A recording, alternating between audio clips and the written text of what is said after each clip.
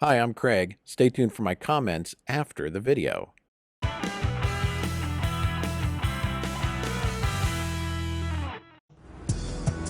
You have found Turner Classic Movies.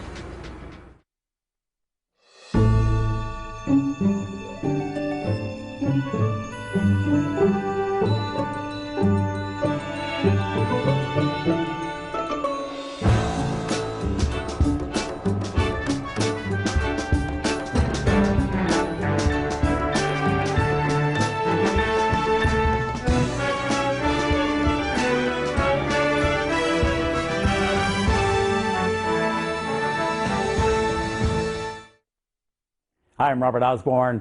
Our last movie, Herbie Goes to Monte Carlo, was film number 3 in the Disney franchise about the lovable Volkswagen Beetle with a mind of its own. Well, coming right up, we have number 4 in that series. It's the 1980 Disney release, Herbie Goes Bananas. Well, this time the car is the same, and the director, Vincent McFeety, is the same, but the setting has changed, and so has the cast. In this story, a young fellow has inherited Herbie from his uncle, and he travels to Mexico with a friend to pick up the vehicle. Simple, right? But when Herbie's involved, of course, trouble inevitably follows. In this case, there is a big bullfight, there's some stolen Inca gold, there's a road rally, and of course, Herbie doing a little matchmaking along the way. Involved this time is a really terrific group of characters, including Harvey Korman, Richard Jaeckel, Fritz Feld, Charles Martin Smith, and Cloris Leachman. Now, Charles Martin Smith you'll recognize from the 1973 blockbuster American Graffiti when he played the nerdy Terry. This is Cloris Leachman, 9 years after she'd won a Best Supporting Actress Academy Award for The Last Picture Show. And whoa, almost 30 years before she tripped the light fantastic on Dancing with the Stars. So here is one feisty VW and a great many very lively actors having some fun south of the border in 1980 in Disney's Herbie Goes Bananas.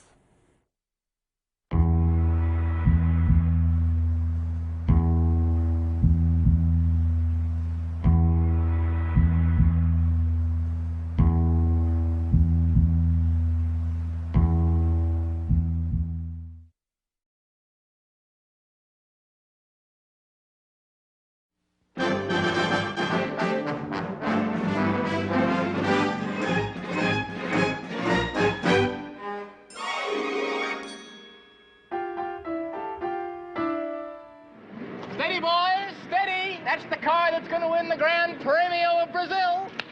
Something's weird about that car, DJ. I know. It's dynamite, and it'll blow the doors off anything in the race. Su atención, por favor. El San Francis embarcará en 20 minutos. Todos los visitantes.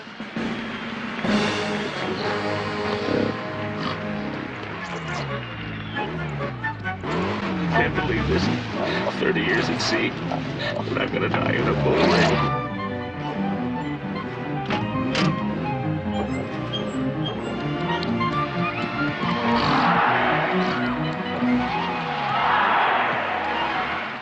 Well, let's have a toast to victory in Rio.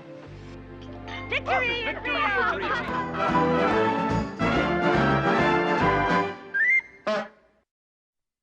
That was veteran actor Richard Jaeckel playing Shepard. Jaeckel had been a constantly working actor since the World War II days when he became a Bobby Sox idol at the age of 17 after appearing in a film called Guadalcanal Diary. As he grew older, he worked in many other war films such as Sansa Iwo Jima, Battleground, and The Dirty Dozen. He also played in westerns like 3:10 to Yuma and Chisholm. And we have a lot of Richard Jaeckel films in our TCM library, so if you'd like to find out the next time we're going to be showing one, check our online schedule at tcm.com. Richard Jaeckel. In the meantime, though, stick with us right now for another comedy from the Disney studios.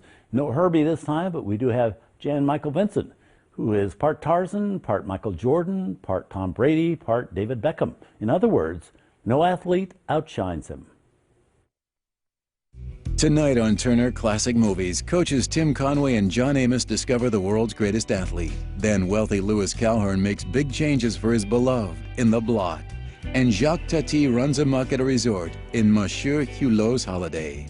TCM makes a ruckus tonight. We just watched Turner Classic Movies intro for Herbie Goes Bananas and a bit of the film that aired on TCM in 2008. This was one of the Disney films TCM showed for a month-long series of movies called The Family Classics, which featured older live-action Disney films. The film featured in this video is Herbie Goes Bananas from 1980. This is the fourth film in Disney's Herbie franchise.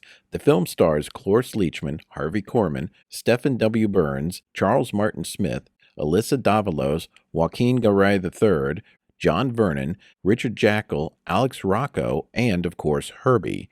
In the film, race car driver Jim Douglas loans Herby to his nephew to race in South America. All of this takes place off-screen and is just mentioned during the beginning of the film. Along the way, Herby gets mixed up with Paco, a local kid who is a pickpocket, a set of gold thieves, and a crazy cruise ship captain who makes Herby walk the plank after Herby causes chaos on the ship. That character's name is Captain Blythe, if you can believe it. Herby survives his time at sea and rolls up on shore in South America, albeit rusty, where he gets involved in a bullfight, spends time as a taxi, and eventually thwarts the plans of the gold thieves who have been chasing Herby for the whole film, looking for a piece of film Paco had stolen from their wallets. This film was the lowest grossing film of the franchise, delivering just $18 million at the box office, $10 million less than its predecessor, Herbie Goes to Monte Carlo, and $40 million less than the original. Even though it's the lowest grossing Herbie movie, Disney said the film still made a profit. I remember going to see this film in the theater, and I also remember being disappointed, and I was just a kid back then. Even as a kid, I could tell this wasn't very good. Today, I have mixed feelings about this film. The best way I can describe this film is to say it's like what might happen if Herbie went on an episode of The Love Boat. Much of the story takes place on a cruise ship like we saw on that show, and it's clear the producers were trying to borrow from that show's success with this movie. Herbie Goes Bananas also has the lowest score of any Herbie movie on Rotten Tomatoes with just 40%, and it's with good reason. While the film has some fun scenes, the story is all over the place, and the third act falls apart completely, descending into absurd slapstick comedy involving the bad guys slipping on banana peels and Herbie biting off the back end of an airplane. If you're a Herbie fan and you've never seen this film, you're not missing much. If you are planning on watching it for the first time, my only advice is don't expect much. The filming and acting are okay, but the story and situations are absurd.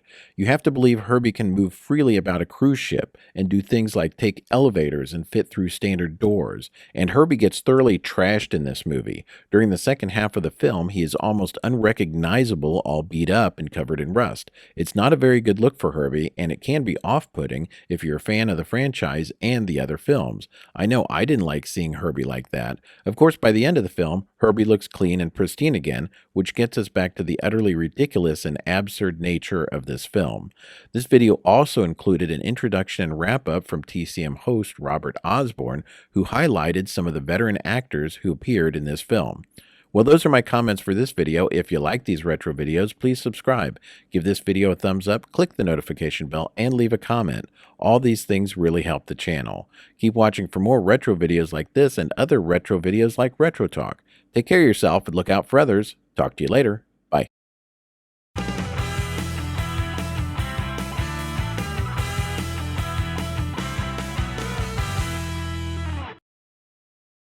This video brought to you by StockAgogo.com, stock photos.